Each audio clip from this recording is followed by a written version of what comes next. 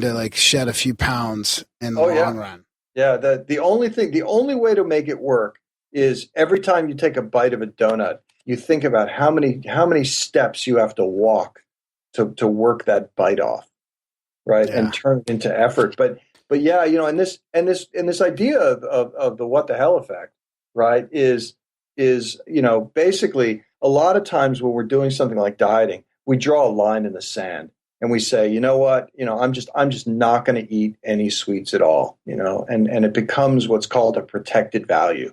This is something I'm just not going to do. And what that does is it makes the whole world black and white, because either you're doing the right thing or you're doing the wrong thing. And there's no kind of gray area. Right. And the problem with not having a gray area is, well, chances are like one donut is probably better for your diet than 30. Right. Yeah. Right. But if the world is black and white, then as soon as you cross the line and have one donut, that's just as bad as having 30. So what the hell? I may as well have 30. Right. And that's it. And I say in the book, right, that's a staple of the romantic comedy, right? There's always some character, who's like on a diet and really moralistic about it to everybody else and chastising everybody else for the food that they eat. And then it's usually a she, right? So she has like one donut. The next thing you know, she's covered in chocolate with fast food and Chinese wrappers all over, containers all over the couch, wearing sweatpants.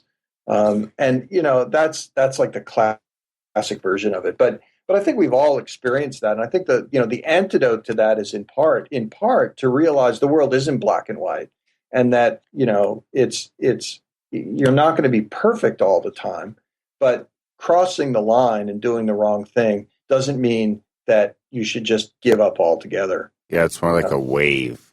You gotta ride the wave, try and keep it above the horizon. Yeah, exactly. Right. Lose the battle, but don't lose the war.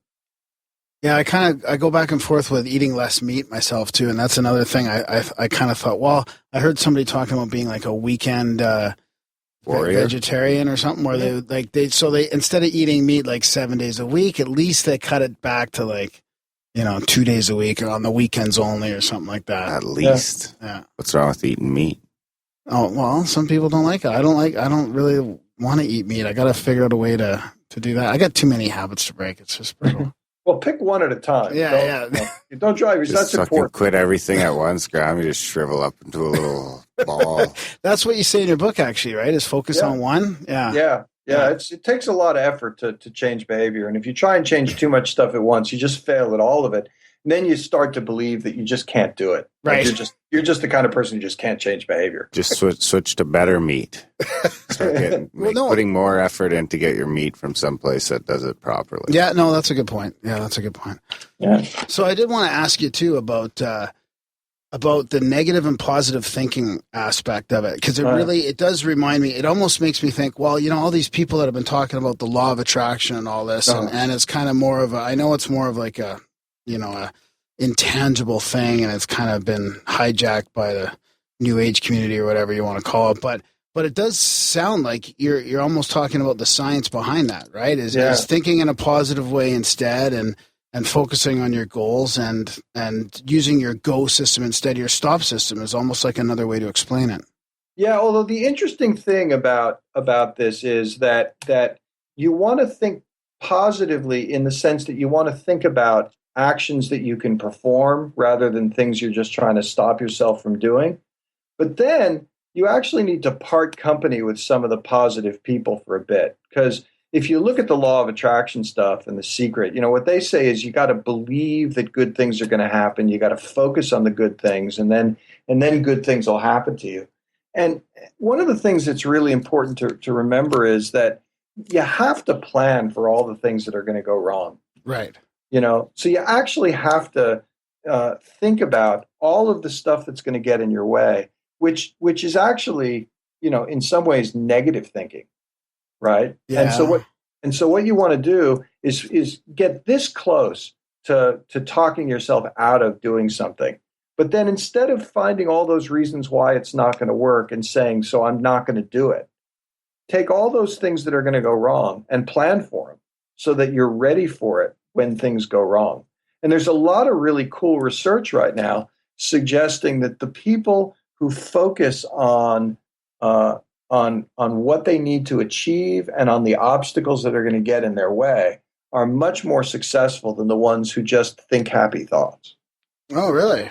Yeah. Huh. Yeah, well, the other thing that I think it has gotten lost in the law of attraction is it's not just thinking about it and wanting it, or, that's not enough. That's a part of it, maybe a big part, but a lot of it is putting in, a lot of hard work and a lot of energy, because if there's one thing the universe tells us is that everything takes energy to create, right? If you don't put any energy into things, then you can't. People just want to sit on the couch and wish, manifest. Yeah. Right, but you also want to put in the right kind of energy, right? So it's not just it's also really putting in energy to create those new habits and to avoid as many of those obstacles.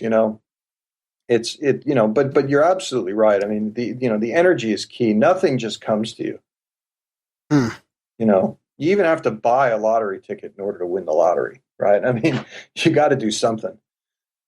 Yeah, that's true. And then what about sticking on that vein of the law of attraction? What about visualizing your goals as if they've already happened? Like, how you hear that people, if you think about your goal and you focus on your goal as if it's already happened, does that play a part in this at all? So there's a situation where it depends a little bit on what you're trying to accomplish, because actually what a lot of the research says is that you need to be actually a little bit dissatisfied with your life in order to have the energy to really work on something.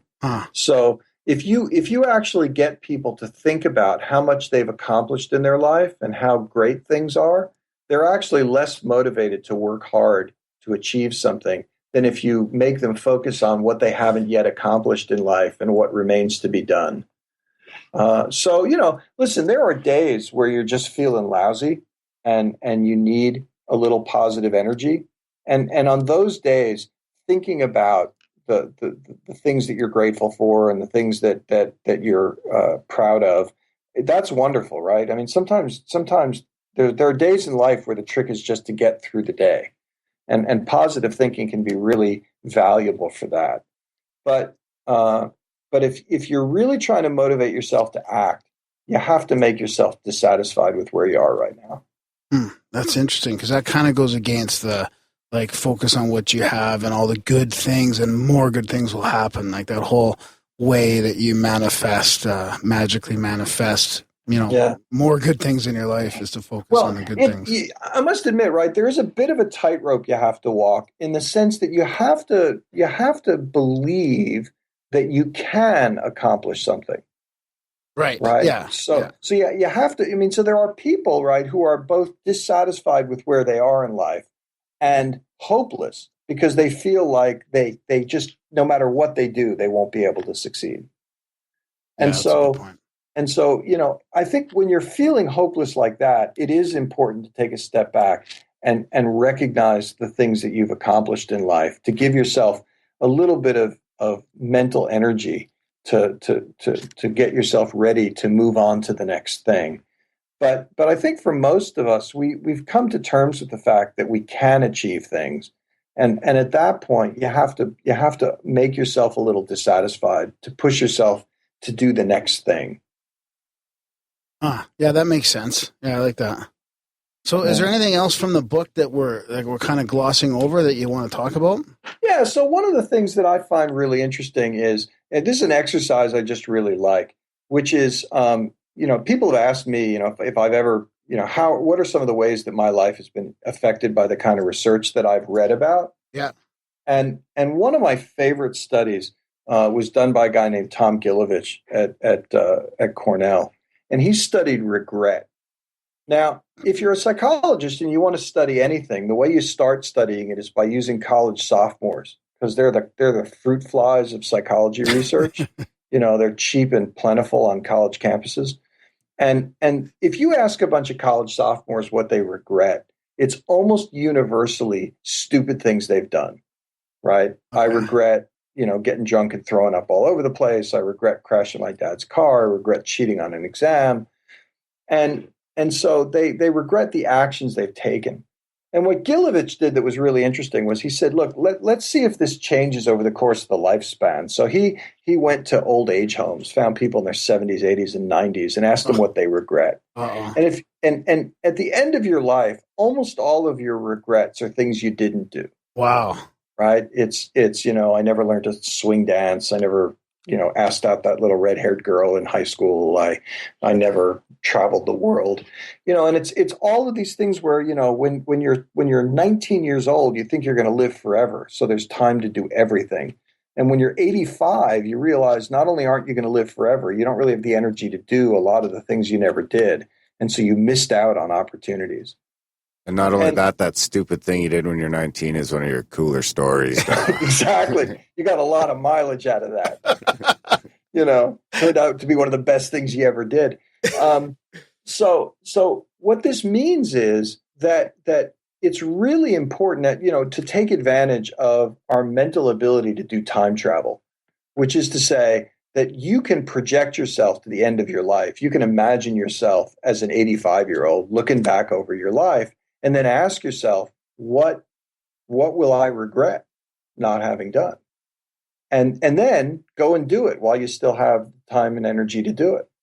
And for me, I heard about this research and I started thinking, well, what will I regret? I realized, I would regret that I never learned to play the saxophone because I was a kid. I played the piano, and I remember vividly it being in fifth grade. And the junior high school came, and the band teachers came and demonstrated all the band instruments. And I thought the French horn was like the coolest thing I'd ever seen. I came home all excited, and I said, Mom, I got to learn to play the French horn.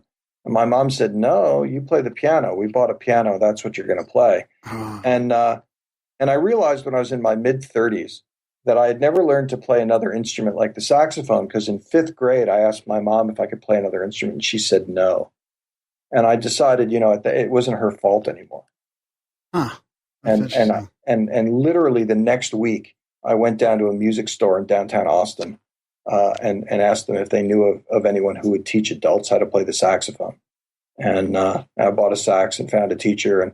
And I tried to be really realistic about the goals. I didn't think I was going to be Coltrane. My goal was that in 10 years I wouldn't suck. And my first night I did suck. I was terrible. I brought the sax home and I was very excited. And I started practicing, and my son, who was 7 at the time, came out the next morning and he looked at me with this big smile. He said, Were you playing your new saxophone last night, Daddy? I said, yes, I was. He said, I thought so. It sounded like you were moving chairs in the kitchen. And so I discovered that one of the big obstacles to learning to play the sax was that the instrument is really loud and that everyone in the house was going to be really annoyed at me. I started playing in the garage instead. Yeah, they'll be following your progress all the way along. Yeah. That's the same as a piano too, though. It's pretty hard to play a piano quietly.